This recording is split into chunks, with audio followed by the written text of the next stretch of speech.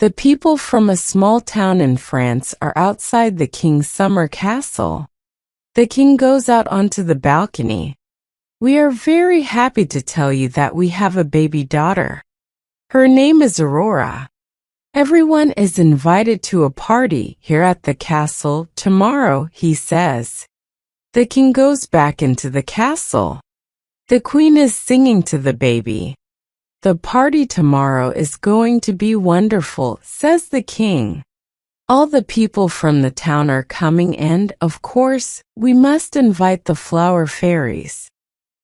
Everyone in the castle is very busy. The cooks are cooking delicious roast meats with vegetables and they are making delicious cakes too. The cleaners are sweeping and dusting. The queen's friends are picking flowers in the garden and putting flowers in all the rooms. The food smells delicious, says the king, and the castle is very pretty with all these flowers. Little Princess Aurora is sleeping happily. She doesn't know there is going to be a party tomorrow. The next day the sun shines and all the men, women and children from the town come to the party. The children like the new baby and want to pick her up. You can pick her up later when she wakes up, says the queen. Yes, says the king. Come and sit down now. The food is ready and we're all hungry. Look, look. Over there by the trees, says a little boy. Everyone turns and looks at the trees. Oh, says a little girl. Are they? Yes, they are, says the queen. They're the flower fairies. Hello, say the flower fairies. We've got some very special presents for Princess Aurora. She's going to be beautiful, says Fairy Daisy. She's going to be happy, says Fairy Iris. She's going to be healthy, says Fairy Sunflower. And, says Fairy Poppy. Stop, says another fairy. Who's this? Asks the queen. It's Fairy Weed, say the flower fairies. She's a bad fairy. She must leave the party. No, I'm not going to leave, says Fairy Weed. I've got a present for Princess Aurora too. When she's 16, she's going to prick her finger on a spinning wheel and die. Wait, I've got to give Princess Aurora my present now, says Fairy Poppy. I can't change Fairy Weed's present. Princess Aurora is going to prick her finger on a spinning wheel when she's 16. But she isn't going to die. She's going to sleep for 100 years. She isn't going to prick her finger on a spinning wheel or sleep for 100 years, says the king. We must destroy all the spinning wheels in the town. Tomorrow, everyone must take their spinning wheels to the town square. We're going to destroy them all. The next day, everyone takes their spinning wheels to the town square. There are big spinning wheels and small spinning wheels, new spinning wheels and old spinning wheels, new spinning wheels and old spinning wheels, and the king's men destroy them all. Thank you, everyone, says the king. Thank you for your spinning wheels. I'm very sorry that you can't make your clothes now, but I want to help you. I'm going to pay the people in Paris to make your clothes for you. Hooray for the king, shout the people of the town. Hooray for our good kind king. Princess Aurora grows into a beautiful young woman. On her 16th birthday, everyone in the castle is preparing for her birthday party. Come on, Molly, she says to her dog. Let's go to the old tower. The door is always locked, but today everyone's busy. Perhaps it's open. The door isn't locked. Princess Aurora and Molly go up the stairs. In a room at the top there's an old lady and a spinning wheel. What's that? Asks Princess Aurora. It's a spinning wheel, says the old lady. You can touch it if you want. Princess Aurora touches the spinning wheel and pricks her finger. The flower fairies fly into the tower. Oh no, we're too late, says Fairy Daisy. She's asleep. She can't sleep alone for 100 years, says Fairy Sunflower. No, says Fairy Iris. Everyone in the castle must sleep for 100 years. Molly falls asleep near the bed. The king and queen fall asleep on their thrones. The queen's friends fall asleep picking flowers. The cleaners fall asleep sweeping and dusting. The cook falls asleep making a cake. The birds fall asleep in the trees. The cat falls asleep chasing a mouse. The castle is silent. Everyone is asleep. Everyone sleeps for 100 years. One day a prince from Spain comes to the town. The people tell him about the sleeping princess. I'm going to castle. I want to see the sleeping princess, he says to his friends. There are big trees around the castle and beautiful flowers are growing over the trees and the castle walls. The prince goes to the old tower. He sees the sleeping princess. He kisses her hand and she wakes up. You're the prince of my dreams, she says. And you, sleeping beauty, are the princess of my dreams, he says. Everyone in the castle wakes up. The queen's friends start picking the flowers again. The cook starts making the cake. The birds start singing. The cat starts chasing the mouse and the flower fairies fly into the castle. Prince Carlos of Spain is here, they say. Princess Aurora takes Prince Carlos to the king and queen. Mummy and Daddy, says Princess Aurora. This is Prince Carlos. He's going to stay and come to my birthday party. That's wonderful, says the queen. Yes, says the king. We're happy that you're here. And thank you very much for waking us up. We can't know everything that happens in life. Some things affect us a lot, while others don't seem to matter much. Imagine if we knew everything that would happen to us, we'd feel happy and scared all the time. This story is about a guy named David Swan. We meet him when he's 20 years old, walking from his hometown to Boston.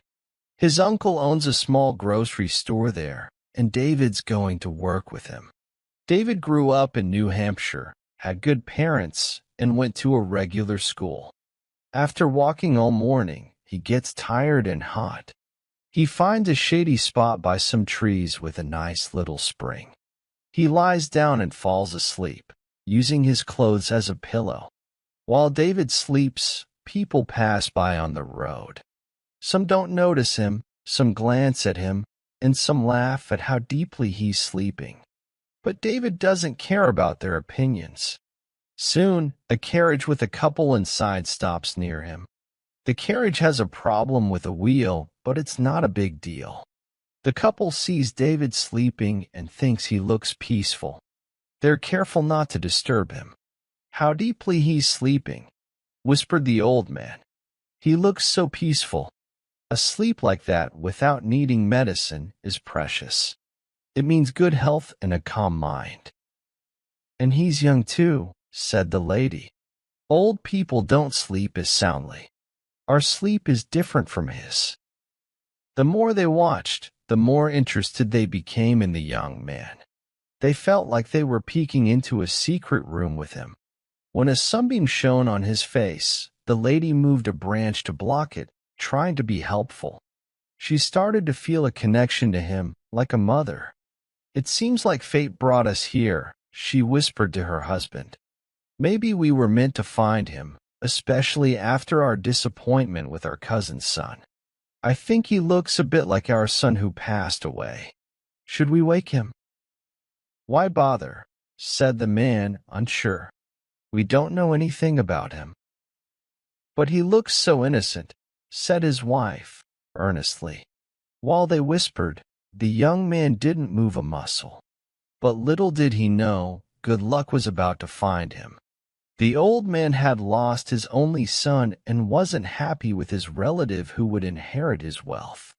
In situations like this, people sometimes do strange things, like waking up a poor young man and changing his life. "Shouldn't we wake him?" asked the lady again. "The carriage is ready, sir," said their servant from behind. Startled, the old couple blushed and hurried away, feeling silly for even considering waking him up. The man went back to thinking about his plans for a home to help struggling businessmen. Meanwhile, David Swan kept on snoozing. The carriage hadn't gone far when a young girl came along, skipping happily. Maybe her cheerful steps caused her garter to loosen. Aware that her garter was slipping, she went to the shade of the maple trees and found a young man sleeping by the spring. She blushed deeply, feeling embarrassed for intruding on him while he slept. She was about to leave quietly when she noticed a bee hovering over him, getting ready to sting him. Acting quickly, she swatted the bee away with her handkerchief. Feeling relieved, she stole a glance at the handsome stranger she had just saved. "He's cute," she thought, blushing even more. How come he didn't wake up and smile at her? She had come, the girl of his dreams. She wished he would wake up and see her, the one he longed for in his heart. If he missed this chance, he might never know how much she cared for him. "He's sleeping so soundly," whispered the girl as she left. She didn't walk as lightly as before. Meanwhile, the girl's father, a successful merchant in the area, was looking for someone like David Swan. If David had met the girl, he could have worked for her father. Once again, good luck had come close to him, but he had no idea. As the girl disappeared, two men approached under the maple trees. They had dark faces and wore caps pulled low over their brows. They were up to no good, planning some mischief. But when they saw David asleep with a bundle under his head, one of them whispered to the other, "Look, there's something under his head." The other bad guy nodded, winked, and grinned. "I'll bet you a drink," said the first, "that the guy has either money or valuables hidden in his clothes. And if not there, we'll find it in his pants pocket." "But what if he wakes up?" said the other. His friend showed him his dagger and nodded. "Okay," muttered the second bad guy. They went to David, who was still asleep. One pointed the dagger towards him, while the other searched through his things.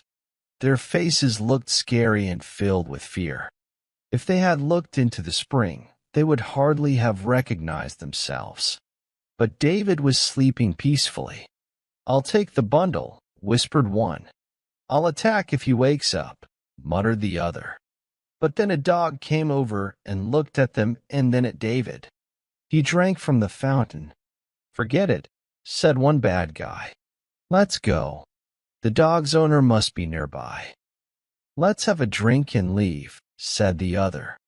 One of them put away his dagger and took out a flask of liquor.